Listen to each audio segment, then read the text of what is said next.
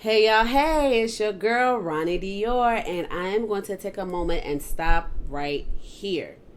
I want to give y'all, the A Crew listeners, and God, my deepest and heartfelt thank you, thank you, thank you. In a matter of 3 months, from August 2021 to the end of October 2021, this podcast has seen 1,000 downloads. I accentuate that because a shift is taking place. I recall 2.5 years of just being faithful over the podcast, not seeing many downloads, but still being also faithful that within 2.5 years, I finally saw 1,000 downloads. But then when August 2021 came on the map, it was obviously the appointed time for the podcast to take flight. Because at that time, up until this particular episode's date, 1,000 downloads in 3 months. That is nobody but God saying it's time. Now, it would have been interesting if I would have aborted the mission a long time ago within that 2.5 years because I didn't think it was actually reaching anyone. When really the whole time it was creating a thought process. It was being put out there. It was being put in my spirit. It was preparing me so that at the appointed time, when shift happened, it will do what it's supposed to do and reach, and we will start to see the changes. And so again, I thank you, because it was God and it was you that made the 1,000 downloads possible. And I am looking forward to another record-breaking situation, to another growth, to where I see this podcast going forward and reaching in bounds and downloads that I have never could have imagined or fathomed. So I want to do a particular shout out to the areas that it said that was streaming, which was about 28 states, Ontario, Canada, and the United Kingdom. Now, there were some stats of listeners that were coming in, but for whatever reason, we couldn't ping the exact location for, I don't know, it could be a number of reasons why I didn't go through, but we want to, shout you out too, because we appreciate you equally the same. All I know is that the word is getting out and y'all getting encouraged. And that's enough for me, child. That's enough for me. I don't do this for me. I do it for you because I understood the assignment. And you are my assignment. So thank you. I would love to hear from you about the episodes, how they've impacted you, what you learned, gained, all the things, your questions, your prayer requests, your situations. If you want me to mention or make reference to your situation on the show, however you wish to communicate with me, I look forward to hearing it. So visit me on www.diormovement.com. That's DIORMVMT.com. Or email me at mybestself.dior@gmail.com. Or you can continue finding me on the podcast, Ronnie Dior, The Assignment, on Pandora, Amazon Music, or Google Podcasts. So now, let's get into the show.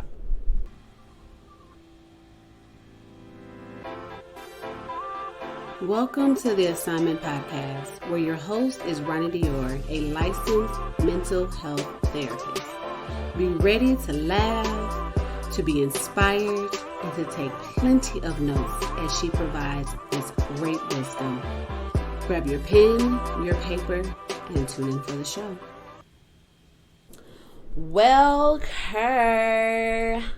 Today we are talking about strength, child. Lord, give us this day our daily bread. Have you ever experienced a time when you had all these ideas, you felt empowered to move forward, And somewhere in the middle of walking in it, you feel overwhelmed and want to retreat. It's like the moment has finally arrived. You're finally walking in your becoming, and boom, something internally tells you, abort, abort, abort. Now, I can honestly say this has happened to me and is happening to me.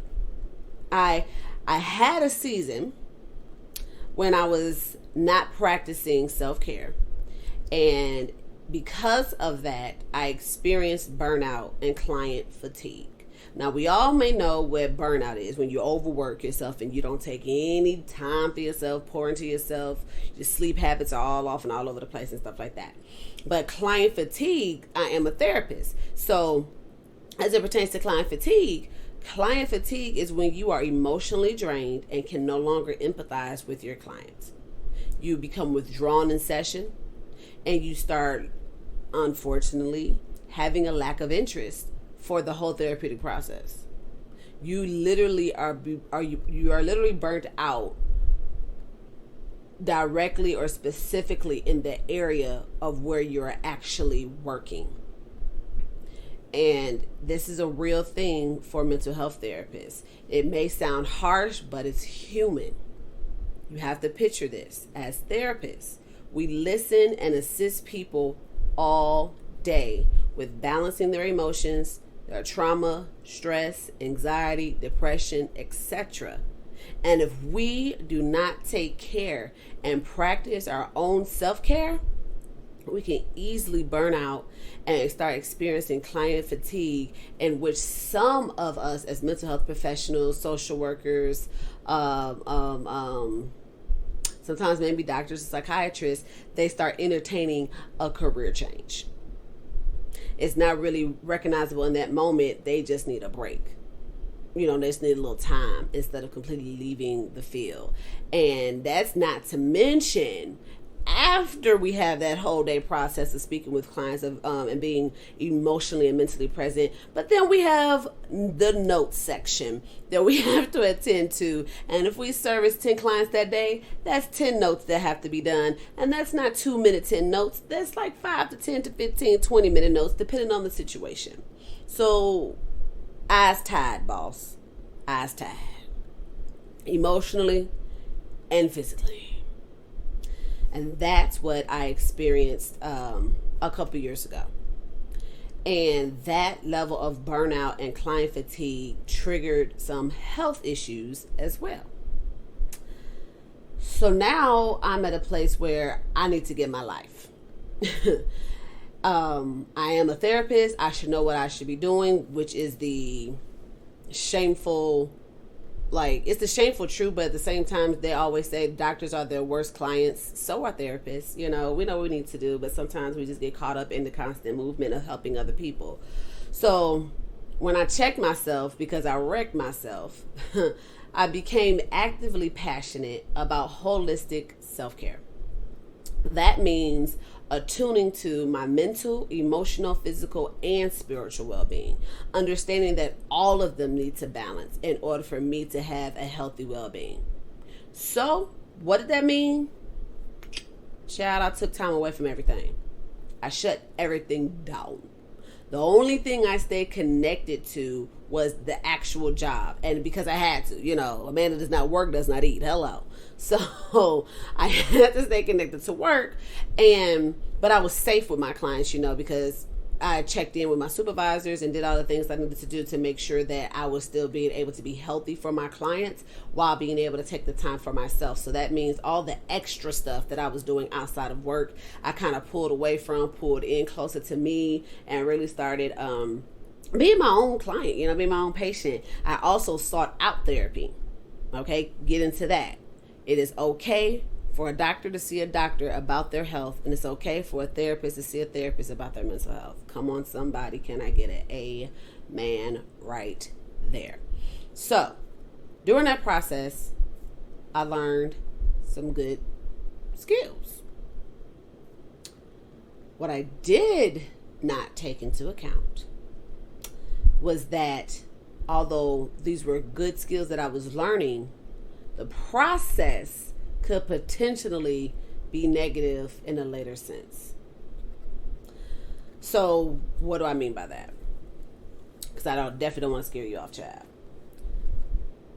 Now that I'm realizing my big dreams, now that I'm walking into my becoming, that small little ting or sense of feeling overwhelmed immediately triggered by a long to-do list. Okay, when we are dreaming big, we, at least if you are trying not to overwhelm yourself, you kind of organize it into the to-do list for today. But there are times when you don't organize it into a daily to-do list, and you kind of organize it into what I gotta do this week or to do this month. And now, even though you know you're giving yourself 30 days to accomplish it, when you just look at this extensive list, your mind thinks this all has to happen within the next 5 days. You know, it's just a mental trigger. That is why the mental mind game is to itemize the list and break it down into what is necessary for today to reduce that level of anxiety. But okay, so I had this long to-do list before me, and it triggered that old experience of burnout that was eluded or illuminated by that feeling of being overwhelmed. So what was happening? My current emotions of being overwhelmed in this isolated moment told my present self that, you know what, you're feeling the exact same way that you did back then when you had that burnout. So since it's the same feeling, the same thing must be happening. Therefore, abort this mission right now before too many people get connected to your vision and you end up, disappointing a flock of folk because you're about to experience the burnout. The problem is people are already connected to the vision. I can't stop that. So what do I do in this moment?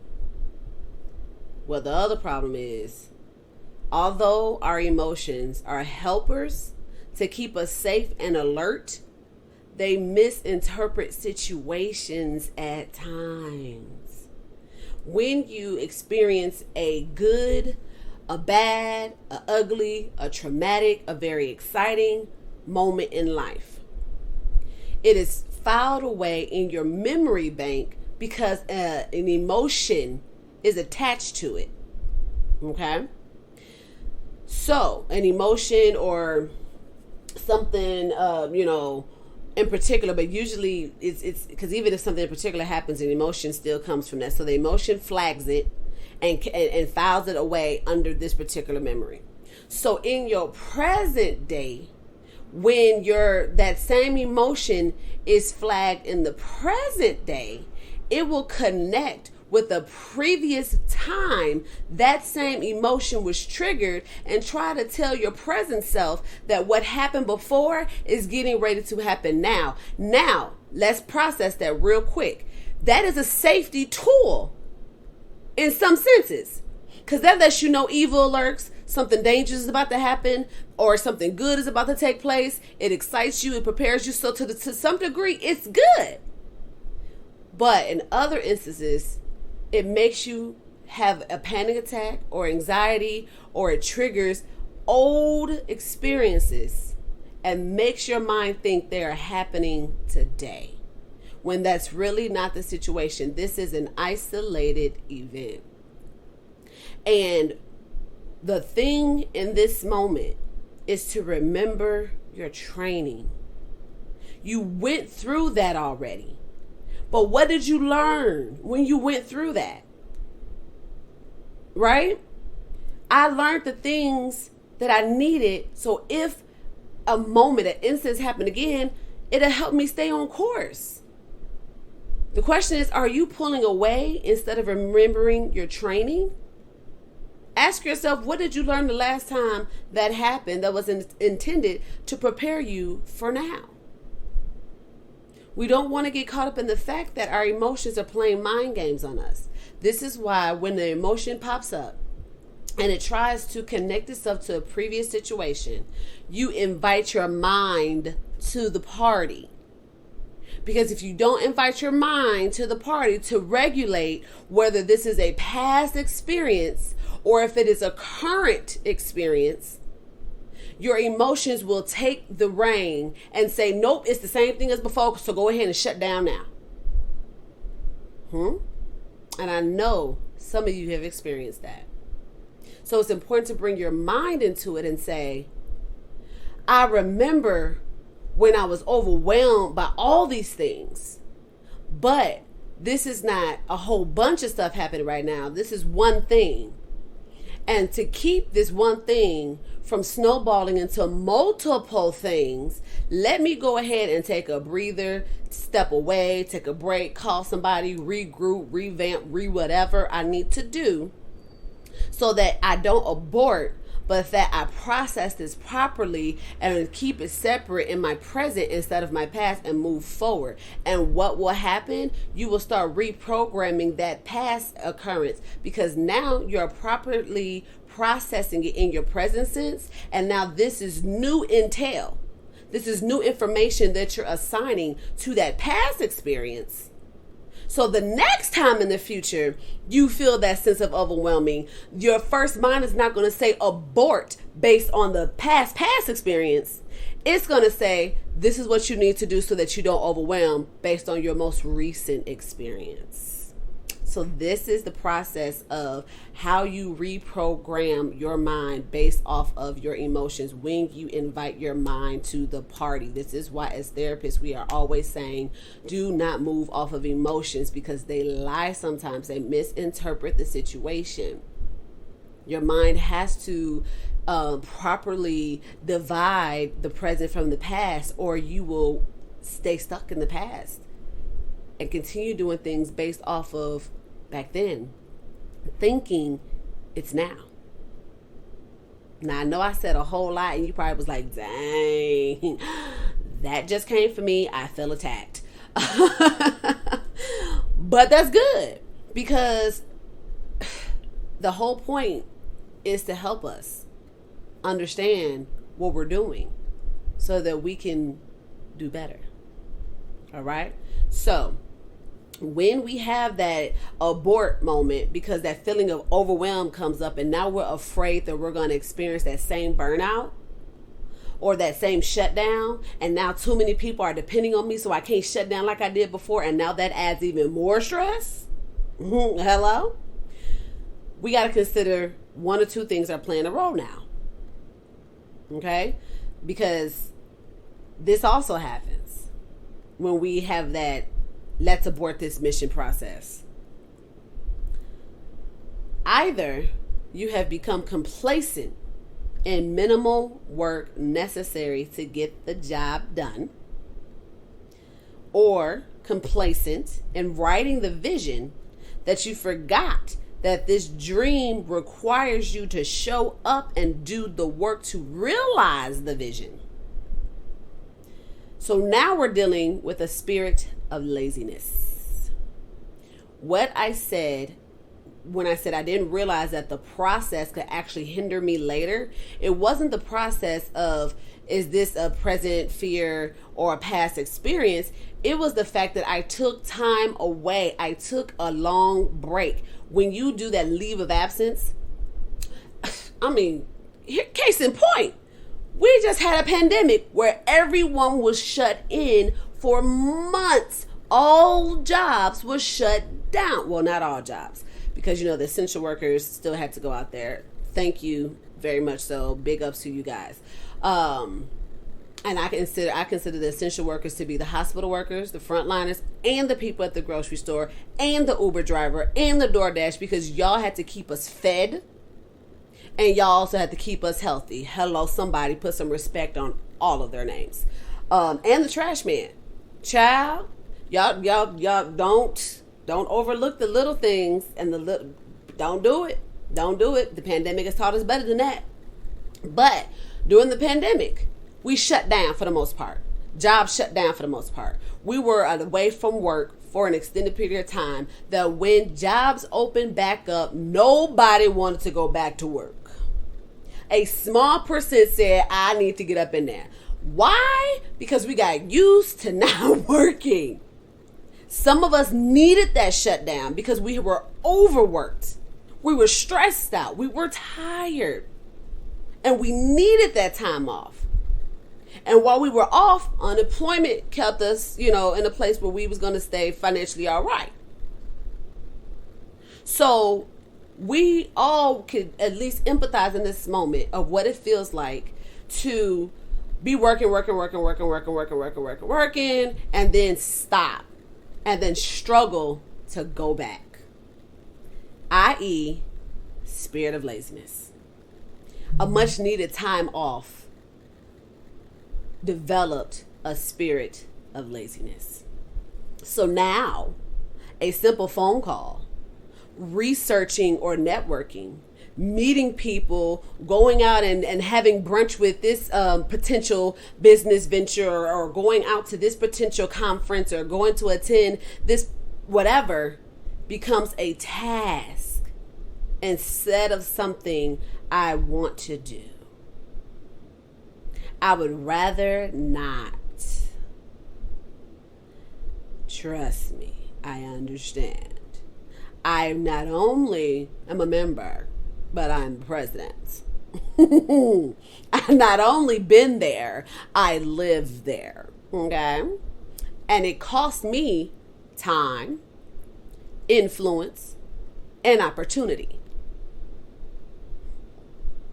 Now, that's one thing that could be happening when we notice that we're feeling overwhelmed about the work that needs to be done in order to actually achieve the becoming, right? The spirit of laziness, because we got used to not living out the vision, but writing the vision. You can get stuck in the preparation state for too long that when it's time to live out the vision, you ain't you ain't there. Okay? You ain't there because you ain't know. Or you're operating in the spirit of the fear of success. A spirit of fear of success is the realization that this may actually work. This may actually pop off. But then I will be responsible and obligated to show up. I will have to live up to, not just maintain, a standard. I would have to grow. I would have to always be improving. I would have to engage. And God forbid, I will be responsible for other souls that are assigned to me. And now I have a fear of success. Because although I want it, it's all that responsibility that comes with it. That's real. And it's overwhelming. I remember sitting in my living room one day, and I was so enthusiastic about the things that's like literally coming to pass, and started to I get excited about it still, because I'm like, God, thank you. This still is for me. You still, have this plan for me, and this is still something I'm walking into. I'm so excited about it. And then out of nowhere, it was this feel like it's too big. And then there was can you handle that? That's too much. That's going to be too big. That's going to be, and then boom, boom, boom, boom, boom. Fear of success settled right on in. Because you know that God's plan for your life is going to be great. And the unseen you realizes you about to be seen, baby. And you're going to have to uphold this. But it's okay. Because first of all, you ain't got to do this by yourself. He said, lo, I am with you always, even until the end of this world. I am with you. And the work that Christ has begun in you, he will complete until the day of Jesus Christ. Basically, until the day he returns. He got you, boo. So, regardless of these spirits, the spirit of laziness and the spirit of the fear of success, or the thoughts that come up with them, they can be fixed by remembering your training. You were called for such a time as this. We'll get more into that after this break.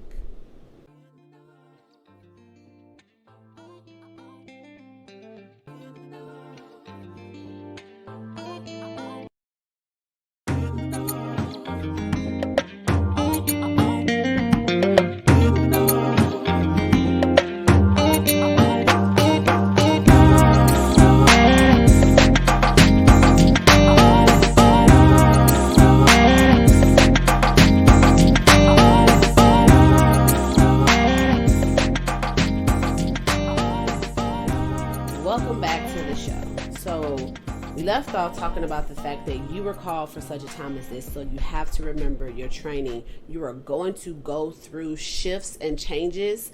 I really feel and believe it keeps you humble. It keeps you depending on him. It keeps you realizing that you cannot do this in and of yourself, not even in and of a team, because we all have had a moment.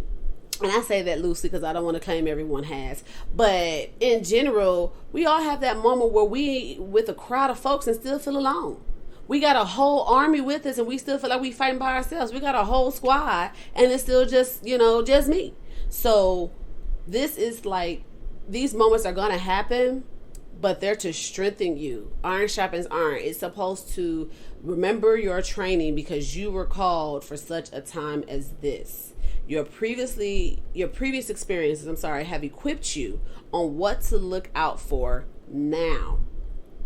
It's to remind you of how you might feel and how to prepare you to combat it so you don't miss out on your blessing because you decide to retreat and sit down, and then now the window of opportunity, because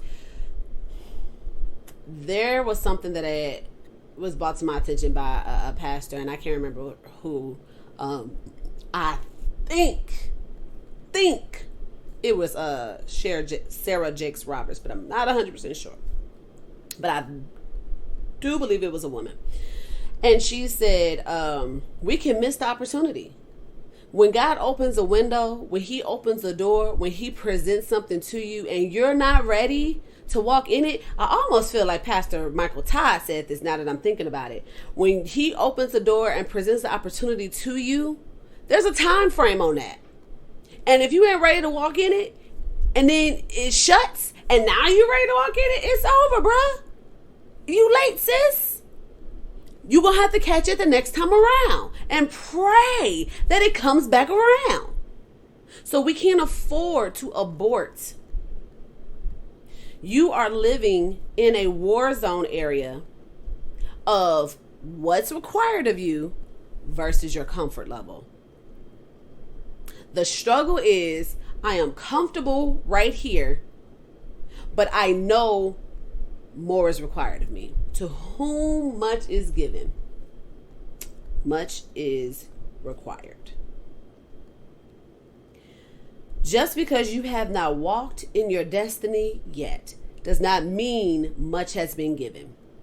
When you were created, much was given because the assignment was already on you. And much has been required of you this whole time. But he understands that you got to come into the knowledge thereof before you can even give the much.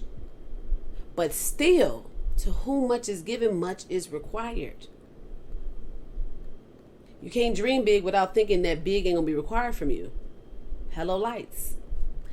So I'm gonna make this personal because I don't want y'all to feel attacked, okay? I was talking to my mom about this particular area of what's required of me versus my comfort, okay? And I realized in that moment that it's a cycle that keeps me humble, right? And needing God. And so she was like, basically, she came in and straight up reminded me of my training. Like, straight up. She hit me with the, do not overwhelm yourself with good ideas that may not be what God has for you or what he has for you at this time, because timing is everything.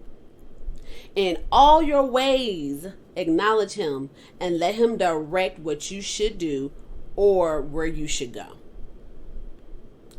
I mean, like, that was like a Mortal Kombat combo and took me right out. Okay, she hit me with the don't be overwhelming yourself with good ideas. You don't even know if that's God, basically. And if it is him, it may not even be for the right now. He's just exposing you to let you know this is what I have in store for you, but it ain't for right now. You can't even handle it. And then she KO'd me.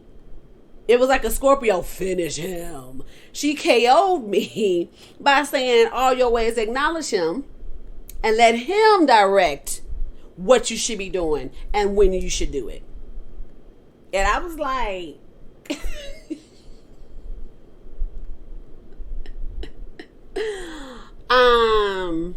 I feel attacked and I don't know what else to say.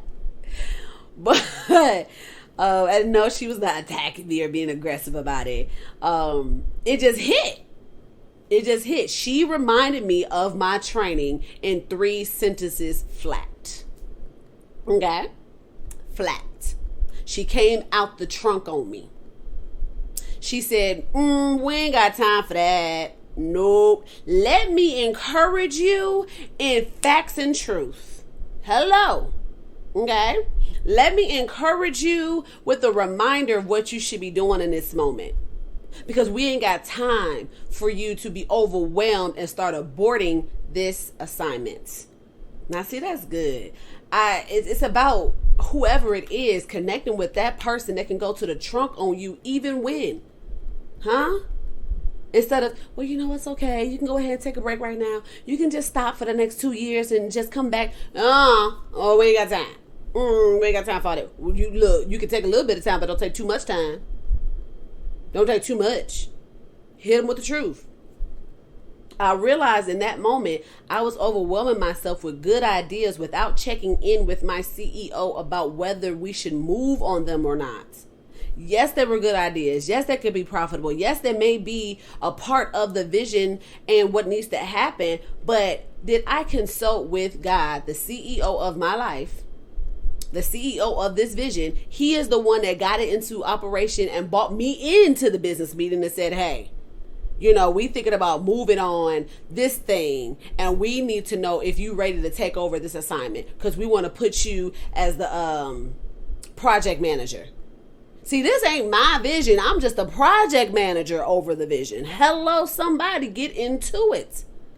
He established it and assigned me as the project manager.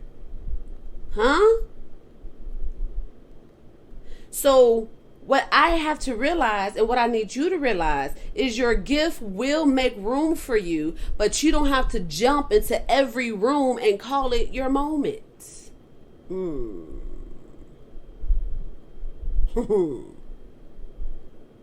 You do not have to jump into every room and call it your moment. All right? You don't want your zest, zeal, your creativity, that she ready or he ready mentality to lead you to a place of drowning. Now, do you, Peter? We don't want to be like Peter and step out to the water and we asked to step out into this water and Jesus said, come on, and then we start sinking as soon as we step out. If Jesus said, come on out here, the water's just fine. That means he got us. And he's in control of the sea. You're doing something that has not been done. You're walking into a place you've never been. You asked permission to go. He said, it's time. Come on. That means he is responsible for keeping you while you're there. He controls the room. He controls the environment. So you don't have to worry about being overtaken by the room and the environment, because he got you. Now see, that sounded like that was for y'all, but honestly, that was for me. As it was coming out of my mouth, I realized that was for me. You don't have to worry about being overtaken by the environment, because he controls the room. That encouraged me right in this moment. Thank you, Lord. So the question becomes, why do we think that once we step out, we have to direct everything or grab onto everything? I said we, because I don't want to feel by myself in this thought. We feel like as we step out on faith, we have to latch onto everything to keep us afloat. And we don't. And that's when we become overwhelmed, though, because we feel like we have to grab onto everything and do it. Even if it looks like it's in our lane. Ooh. It may be in your lane, but it ain't for you to pick up. Hello. Just because that stick of gum and that pack of candy and those chips is in the lane that you just walked in to check out doesn't mean you need to pick them up. Hello, somebody.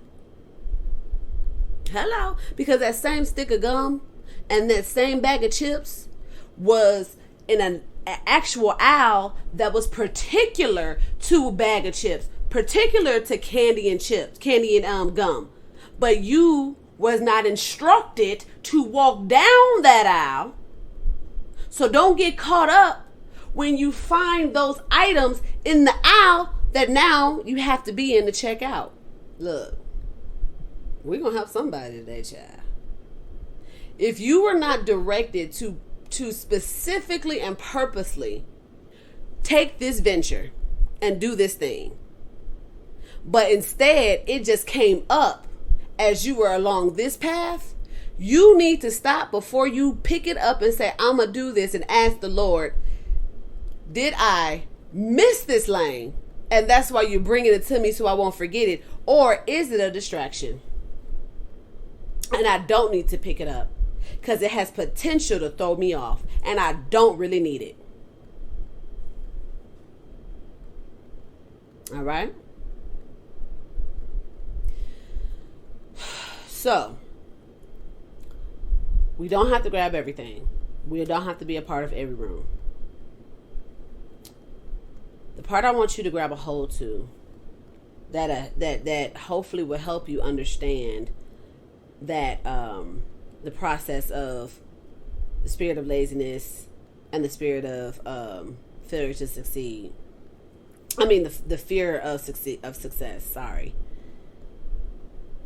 Is that it took faith and leaning on God to get us here. But it's going to take our works and God to keep us here and to get us to our next level. Consider this. You've been working hard, praying even harder that you get a promotion at work. You've listened to all the sermons. You've been all the you've been all to the revivals and the late night meets and the prayer meetings, and believing God that He's going to do it for you, and you name it and you claim it. And not only are you believing that you're going to get this promotion that will give you financial increase, but you also want that growth that's going to come with it and that recognition. Then one day, it happens. You get called into the office and you got promoted. This promotion, it comes with a pay increase, benefits, impact, access, a seat at the table, and room for growth. All the things that you prayed about. You like, yes. But, however, you forgot that it also comes with a team of people you're responsible for. New work hours, which can mean coming in early or staying late. new expectations, and new responsibilities. Huh? See, you had faith for the promotion, but you did not consider the work that it would bring with it. You prayed for the promotion and overlooked the responsibilities that was attached to that promotion. Just like you have big dreams and visions and goals, it's time to go to work. It's time to put the effort into what you've been believing for.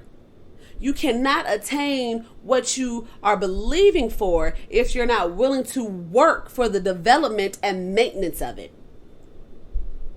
And it's at that moment when we realize that we got the promotion, but we didn't know all this responsibility, new hours, expectations, all this work was coming with it, and we wasn't ready. But it's too late. Because if you be honest with yourself, if you weren't ready, God would have never promoted you straight like that. He ain't gonna promote you to test you out to see if you ready for it. Well, what he not gonna do is be naive like that. He ain't reckless like that. He promoted you because you ready.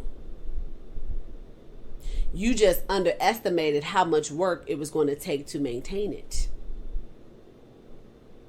And in the words of Fat Joe, yesterday's prices are not today's prices. Prices. So what he basically is saying, what it took yesterday is not what it's going to take today.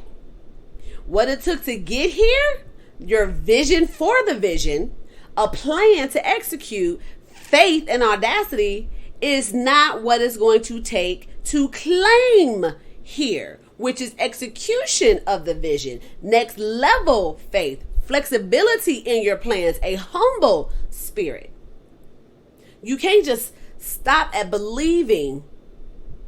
You have to believe for the next thing too. That faith that got you here, but where you going? Faith without works is dead on arrival.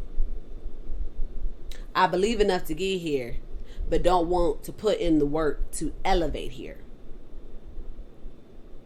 So then why are we here? Did we just step into the ocean so we could say that we could do it? Or did we step into the ocean because we needed to get somewhere greater than where we are now? Do not allow complacency or fear of success to cause you to abort your assignment. Instead, take this time right now, even. Close your eyes. Take a slow, deep breath in. Slowly exhale it out like you're deflating a balloon.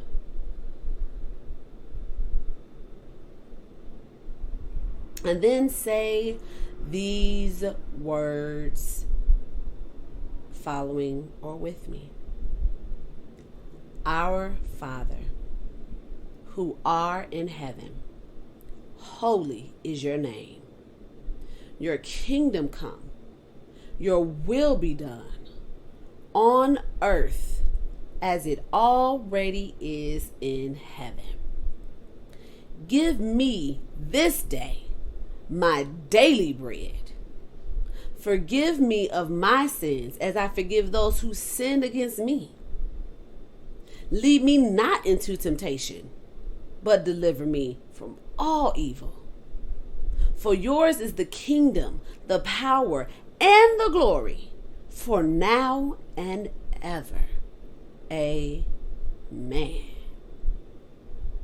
Now, yes, I paraphrase that because I like to make it more intimate, because I'm talking I am saying, it's not that I'm reciting a scripture. I am saying these words to the Lord. But to find that the actual scripture so that you can too make it more personal for you, this prayer can be found in Matthew chapter 6 verses 9 through 13. He even said, this is just to help you. This is just the beginning. This is just one example. So if you don't know how to pray, here, because this covers all the bases.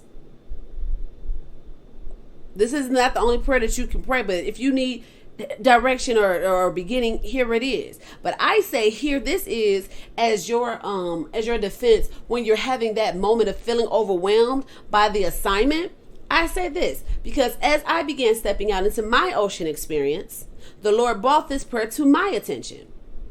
I've been saying it for years as a bedtime routine, but he led me to break it down as it pertained to my assignments. First of all, acknowledge his deity, his power, his authority. He is holy. Secondly, his will be done on earth because it's already been written and decided. He letting you know, fret not, it's going to happen. It's going to happen. And you are his will being done on earth to accomplish what has been established in heaven. This is, he knows you. He predestined you before the foundations of the world. He created your assignment based on the needs that will be. And at the appointed time, you were created, you came forth, you were educated, and then you started trying to execute desires and visions that you thought you were having, when really it's to address a particular need that was already established in heaven. He knew this was going to happen at this appointed time, so that means you had to be born at that particular time, so that by the time this time came, you would have matriculated in life, got the wisdom and understanding, and saw a problem and decided that you wanted to be the solution to the problem, and now you're meeting the need of that problem because he already knew at this appointed time that need was going to come. And he needed you. Come on. And thirdly, give me this day my daily bread. I'm going to stop the breakdown right here. Give me this day my daily bread.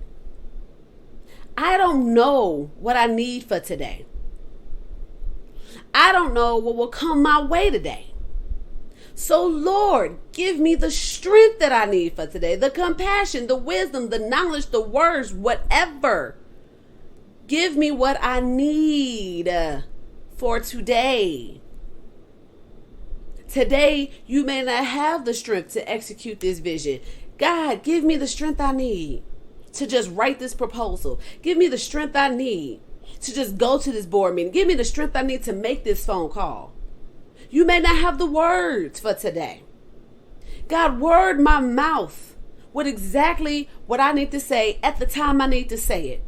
So when I get that unexpected phone call, I can articulate myself in a way. And when I hang up the phone, I got the job, I got the opportunity, or I got the necessary information I need to take me to the next step in my vision.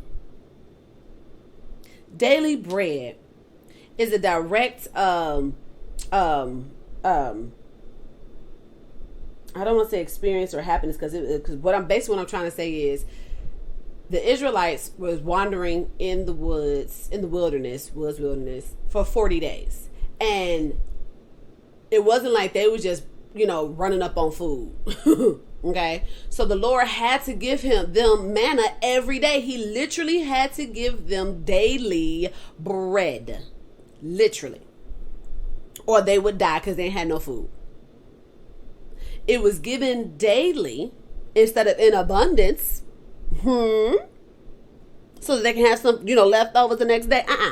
It was given daily so that they understood their dependency to be sustained was on God and not on man or themselves, lest any man should boast. You And it's not even shade, but there are moments in our lives where the Lord will give and supply and make sure we straight and all these things. And then we forget that we need him every day. So we don't pray. We don't go to him. We don't do the things that we know we should be doing. I'm going to say ouch to that as well, because I'm not greater than anybody else in this area.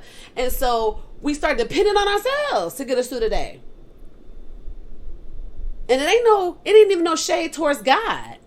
It's just what happens. And it's a reminder that we can't get caught up in that being our regular. We have to depend on him every day for our daily bread. Seek him for what we need in today, each day. This is why when you are overwhelmed by your plans, stop, breathe, and remind yourself that you're supposed to be leaning on God and not yourself. I believe that spirit of overwhelm, when we get overwhelmed, is because we started leaning to our own understanding and not on him. And I say I believe that because I get overwhelmed and I'm like, all the things. I'm feeling all the things, I'm feeling all the feels. And then when I stop, and I either stop and come to myself and pray, or I phone a friend, where it may be my mama, or it may be one of my therapist friends, or maybe a close friend that's, not in therapist, but just, somebody, my support system. Either I come to myself and just pray and take a moment, or I call them and they direct me to do the same. It's after I pray, or after I take it to God, I'm like, God, I'm so overwhelmed by this. I don't know X, Y, and Z. Once I have that moment with him, I feel better afterwards. And he put things back into perspective. He be like, don't do that today. That ain't what I have for right now. That's for later. Why are you stressing yourself? Like, he does these things. That's why I said I feel that at that moment of being overwhelmed, it's because we're leaning to our own understanding of how to execute. Tag him in daily. He will either send help, or if he doesn't send help, he will equip you for the task at hand. Because sometimes we looking for somebody to come in and help or rescue us, but he called you, Moses. Huh? And if you don't know what I'm talking about, please take yourself to the book of Exodus, all the chapters, the book of Exodus, and read the story about Moses, and you will catch the tea that I just spilled. So like I said, he called you, Moses. He didn't say Aaron and Moses go. He called you, Moses. So while you looking for help, he called you. So he's going to equip you. Just like he equipped Moses. He said, the staff in your hand, and I am with you. That's all you need. What's in your hand and me. I got you. So this is the training that I'm referring to. What are you supposed to do during these moments of despair, fear, and anxiety? What is the training you're supposed to remember? Well, first of all, don't act like you're not experiencing despair, fear, and anxiety, because a liar cannot expect help when they are lying about what they need. Sorry, it had to be that harsh and blunt. You cannot expect help when you won't say or speak the truth about what you really need, because you're going to get help in ways that you don't need it. And that was wasted when it could be directed to a particular problem and be effective. So that's first of all. Don't try to deny what you're feeling. Tell the Lord what you're feeling so he can do something with it. I talked about that in the previous episode. He needs to be able to do something with it. But he can't do nothing with it if you don't offer it up to him. Then insert a coping skill. Reach out to your support person or your support team to help you process this moment. Seek God for direction and wisdom. Slow down. Maybe you moving too fast. Give yourself grace. You ain't gotta do it all. And it ain't all gotta be done right now. Give yourself grace. Take the day off. Because maybe you've been thinking about this too long or working on it too. You need a break. This is why when you work 8-hour shifts, you are allowed 30 minutes and 2 10s. Because you need a break to get through the day. When you working, not when you been, laying down this whole time, but when you working. Do something creative and fun. Worship. Recite a scripture aloud. Speak over yourself. Any of these training tools are good for battle. Always be at your trunk, ready to use a tool. That sounded like terrible grammar. I don't care. Always be at your trunk. If you don't know what I'm talking about, get to the episode that's entitled Get to the Trunk, and you'll understand everything that I just said. Always be at your trunk, ready to use one of the tools you have in there, one of the weapons you have in there, and find new weapons to put in the trunk. Don't be so caught up in the situation, everything like that you forget that the enemy will try to use this moment to get you to abort the assignment with hopes that the word will come back void and make God a liar. But we determined that's a lie. But that's what he would want. He would want the word to come back void so that we can doubt God, so we cannot believe. So be mindful that he's going to try to use that moment to get you to abort.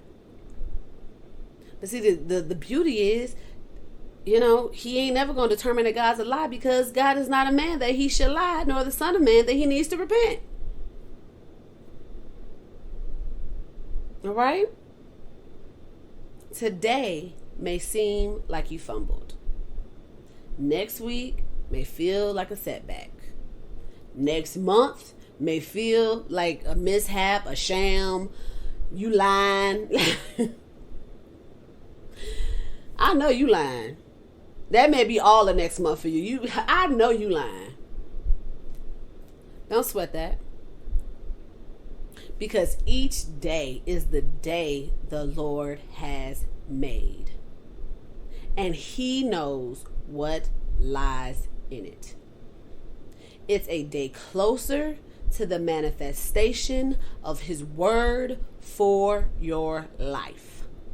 Therefore, each day give it to him and ask for his daily bread to help you stay the course. Because this was not given to the swift, but to the one that endures to the end. And guess what, baby? You can do it! Please be advised, although Ronnie Dior is a licensed professional therapist, neither she nor this show serves as a substitute for receiving private therapeutic services. For more information about services, please visit www.diormovement.com. That's www.diormvmt.com.